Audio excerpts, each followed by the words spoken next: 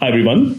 Welcome back to another episode of the Incidentally Reliable podcast. As now we become a part of Xurrent, we are really proud to introduce a new host for the Incidentally Reliable podcast, Jim Hirschauer, who heads product marketing here at Xurrent as the new host of the Incidentally Reliable podcast.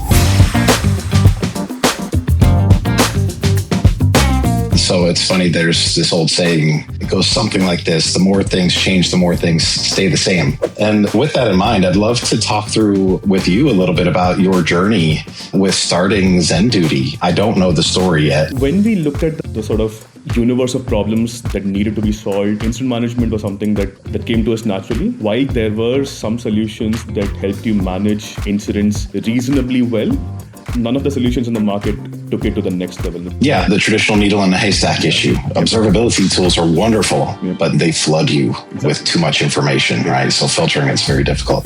Without strong observability, I don't think you can set your team up for incident management effectively, right? Reliability is about fixing things so they don't happen again, not just getting them resolved quickly and hoping they don't happen again. So I would say you can't use tooling to fix culture.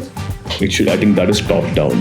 If you could boil it down to 3 suggested recommendations, ensuring the best possible reliability within your organization for your own applications, what would those 3 pieces of advice be?